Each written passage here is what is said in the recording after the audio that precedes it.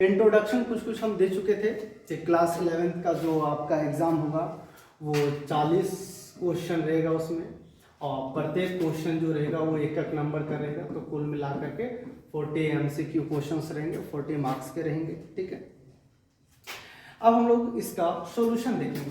तो पहला क्वेश्चन जो है, पहला क्वेश्चन क्या बोल रहा है कि the maximum number of electrons in a subshell for which L equals to 3। तो पहला बात पूछ रहा है कि L इक्वल टू 3 में, L इक्वल टू 3 सबसेल में कितना इलेक्ट्रॉन्स है। तो पहले हम लोग सबसेल जानते हैं, सबसेल कौन कौन होते हैं, कौन कौन से सबसेल में कितना इलेक्ट्रॉन्स होता है, और साथ में देखेंगे कि L इक्वल टू मान कौन से सबसेल के लिए कितना रखा गया है। तो चलिए हम लोग देखते हैं सबसेल। तो सबसेल हो गया S, P, D and F। यदि हम देखेंगे इसका इलेक्ट्रॉन्स की संख्या, तो इलेक्ट्रॉन्स जो होता है वो होता है इसके लिए 2, इसके लिए 6, इसके लिए 10 एंड इसके लिए 14। ये आपका हो गया इलेक्ट्रॉन की संख्या, मींस नंबर ऑफ इलेक्ट्रॉन्स। अब हम लोग देखेंगे इसमें से L का वैल्यू कितना होता है। तो L का जो वैल्यू लिया गया है वो L का वैल्यू लिया गया है S के लिए 0, P के लिए 1, D के लिए 2 एंड F के लिए 3। मींस F का लिए जो L का वैल्यू है वो 3 है। तो क्वेश्चन में दिया हुआ है L इक्वल टू 3। तो 3 कौन से सबसेल को रिप्रेजेंट कर दिया, तो 3 जो है वो रिप्रेजेंट कर दिया F सबसेल को, और F सबसेल में कितना इलेक्ट्रॉन्स है 14। तो आपका ऑप्शन दिया हुआ है यहाँ पे, कितना दिया हुआ है 14। मींस ऑप्शन डी जो है वो हमारा करेक्ट ऑप्शन हुआ, आंसर हुआ। फिर दूसरा क्वेश्चन क्या बोलता है, तो दूसरा क्वेश्चन बोल रहा है कि molecular mass of heavy water, molecular mass of heavy water. यदि हम लोग बात करें तो वाटर के बारे में बहुत अच्छे से जानते हैं कि वाटर क्या होता है, फॉर्मूला होता है सर H2। ठीक है, H2O होता है। तो यदि बात करेंगे इसका मोलर मास का, तो मोलर मास क्या होता है, तो एक हाइड्रोजन का 1, तो 2 हाइड्रोजन का 2 प्लस 16 इक्वल्स टू 18। तो मोलर मास ऑफ वाटर का कितना हो गया, 18 हो गया।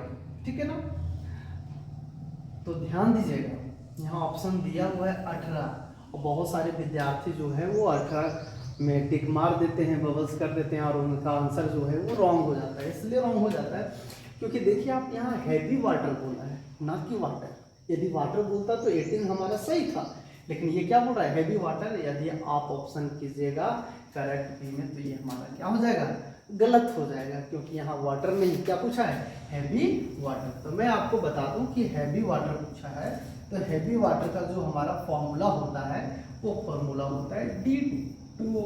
तो बोलेंगे D से तो हमने कोई एलिमेंट देखा ही नहीं है सर।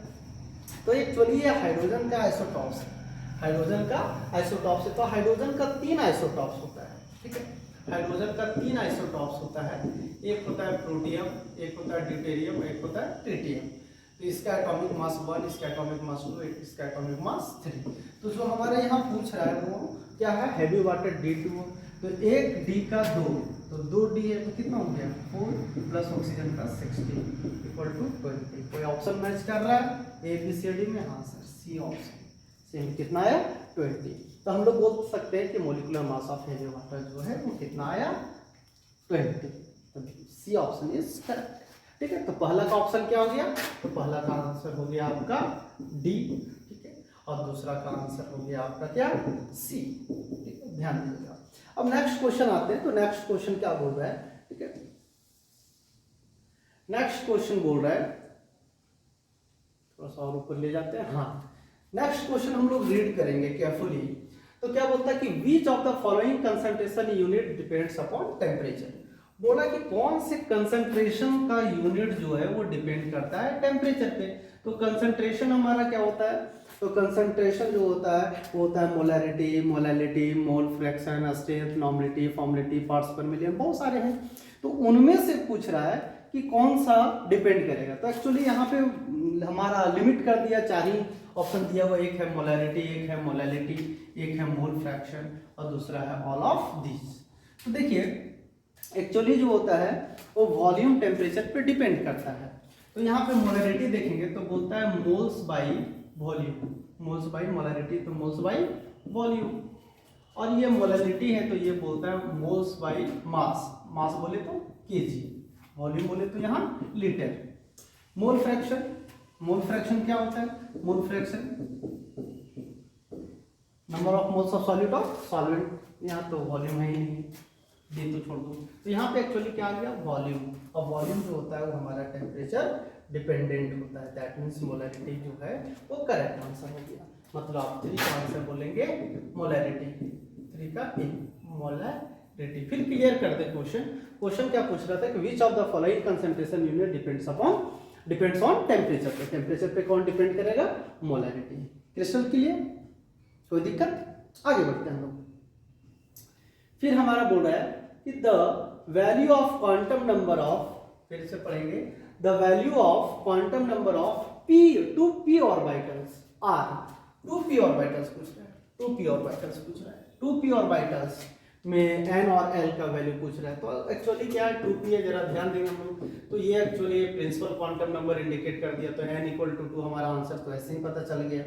और फिर नेक्स्ट में हम लोग देखेंगे तो एस पी डी एफ सबसे हुआ करता था, इसके लिए वैल्यू जो होता है वो 0, 1, 2 और 3। तो p के लिए पूछ रहा है, तो p के लिए कितना है? 1। तो n इक्वल टू 2 और l equal to 1, n equal to 2 और l इक्वल टू 1 कहीं है?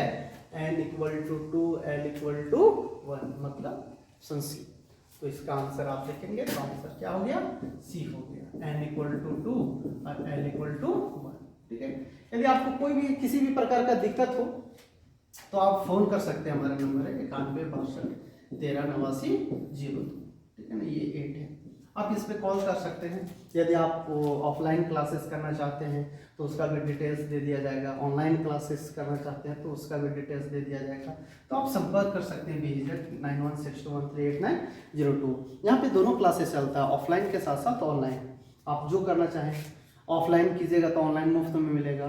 ठीक है। और ऑनलाइन भी आप करना चाहते हैं तो आपके डाउट के लिए हम 24 आवर्स तैयार हैं। ठीक है। अब हम लोग आते हैं नेक्स्ट क्वेश्चन में। नेक्स्ट क्वेश्चन हमारा क्या बोल रहा है? तो 5th नंबर क्वेश्चन बहुत बढ़िया क्वेश्चन है। ठीक है। ये भी एक्चुअली ये मूल कॉन्सेप्ट का क्वेश्चन है। और देखो क्या पूछ रहा है कि which one of the following have the largest number of atoms. तो यदि हम लोग राउंड फिगर में देखेंगे, ठीक है ना, तो ध्यान दीजिएगा कि एक मोल इक्वल टू जो होता है वो 6.022 × 10⁻23 मॉलिक्यूल्स हुआ करता है। ठीक है, मॉलिक्यूल्स हुआ करता है। तो ध्यान देंगे कि जितना ज्यादा मोल उतना ज्यादा मॉलिक्यूल्स, जितना ज्यादा मॉलिक्यूल्स उतना ज्यादा एटम्स। तो हम लोग देख लेंगे कि जिसका सबसे ज्यादा मोल होगा दैट मींस उसमें एटम की संख्या सबसे ज्यादा होगा। तो ध्यान दीजिएगा कि 1 ग्राम कैल्शियम है, 1 ग्राम लिथियम है, 1 ग्राम सोडियम है और 1 ग्राम क्लोरीन है। तो हम लोग क्या करते हैं कि मोल एक्चुअली निकाल लेते हैं। तो ए का मोल निकाल रहे हैं हम। ठीक है, ए का मोल तो given mass by molar mass, mole. तो इसका गिवन मास 1 हो गया और कैल्शियम का मोलर मास 40 हो गया। इसका लिथियम का 1 हो गया और इसका 7 हो गया। यदि बात हम लोग करेंगे सोडियम का तो 1 हो गया, इसका 23 हो गया, इसका 1 हो गया और एक क्लोरीन का होता है 35.5। तो 2 क्लोरीन है तो कितना हो गया 0 71 ना, तो 71 आ गया। अब देखो अंदाजा लगा के कि कौन सा बड़ा है, 1/40, 1/7, 1/23, 1/71। तो सबसे ज्यादा क्या होगा 1/7 लार्जेस्ट नंबर देगा। दैट मीन्स इसमें मोल ज्यादा है, मॉलिक्यूल्स सॉरी एटम्स जो होगा वो ज्यादा होगा। तो आंसर की बात करेंगे तो बेहिचक आप ऑप्शन सी लिख सकते हैं 1 ग्राम लिथियम। ठीक है। उसके बाद का क्वेश्चन की बात करेंगे तो 6 नंबर क्वेश्चन क्या बोल रहा है? तो 6 नंबर क्वेश्चन बोल रहा है आपका कि Fe मतलब कौन हो गया? Fe मतलब कौन हो गया? ये आयरन मैन, ध्यान देंगे। Fe क्या हो गया? आयरन। तो आयरन हमारा क्या है? एस में तो रहा नहीं, एस में ग्रुप 1 और ग्रुप 2। एस में बात करेंगे हाँ लीना करे रब से फरियाद, बेटा मांगे कन्या सुंदर बाप राजी, इसमें तो आता ही नहीं है।